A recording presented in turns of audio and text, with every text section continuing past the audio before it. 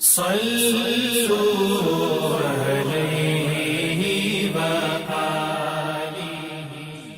صلی اللہ علیہ وآلہ وسلم پر وحی کا ابتدائی دور اچھے سچے پاکیزہ خوابوں سے شروع ہوا۔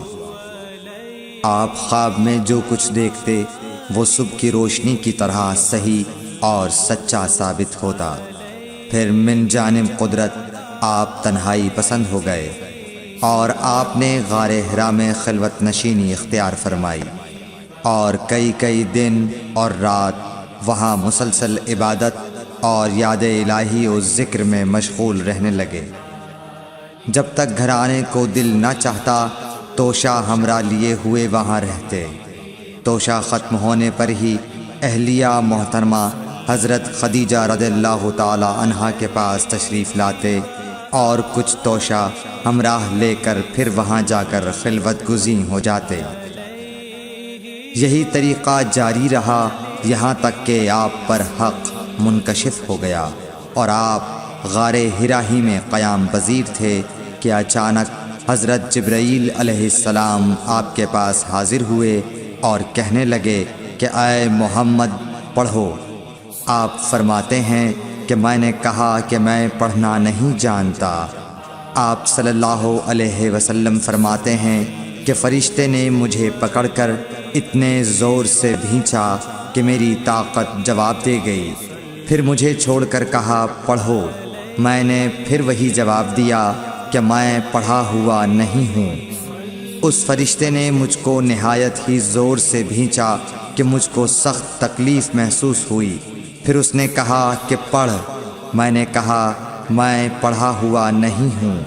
فرشتے نے تیسری بار مجھ کو پکڑا اور تیسری مرتبہ پھر مجھ کو بھینچا۔ پھر مجھے چھوڑ دیا اور کہنے لگا کہ پڑھو اپنے رب کے نام کی مدد سے جس نے پیدا کیا اور انسان کو خون کی پھٹکی سے بنایا۔ پڑھو اور آپ کا رب بہت ہی مہربانیاں کرنے والا ہے۔ بس یہی آیتیں آپ حضرت جبرائیل علیہ السلام سے سن کر اس حال میں غار حرا سے واپس ہوئے کہ آپ کا دل اس انوکھے واقعے سے کانپ رہا تھا۔ آپ حضرت خدیجہ کے ہاں تشریف لائے اور فرمایا کہ مجھے کمبل اوڑھا دو، مجھے کمبل اوڑھا دو۔ لوگوں نے آپ کو کمبل اوڑھا دیا۔ جب آپ کا ڈر جاتا رہا تو آپ نے اپنی زوجہ محترمہ حضرت خدیجہ رضی اللہ تعالی عنہا کو تفصیل کے ساتھ یہ واقعہ سنایا اور فرمانے لگے کہ مجھ کو اب اپنی جان کا خوف ہو گیا ہے۔ آپ کی اہلیہ محترمہ حضرت خدیجہ رضی اللہ تعالی عنہا نے آپ کی ڈھارس بندھائی اور کہا کہ آپ کا خیال صحیح نہیں ہے۔ اللہ کی قسم آپ کو اللہ کبھی رسوا نہیں کرے گا۔ آپ تو اخلاق فاضلہ کے مالک ہیں۔ آپ تو کنبہ پرور ہیں، بے کسوں کا بوجھ اپنے سر پر رکھتے ہیں، مفلسوں کے لیے آپ کماتے ہیں، مہمان نوازی میں آپ بے مثال ہیں اور مشکل وقت میں آپ امر حق کا ساتھ دیتے ہیں۔ ایسے اوصاف حسنہ والا انسان یوں بے وقت ذلت و خواری کی موت نہیں پا سکتا۔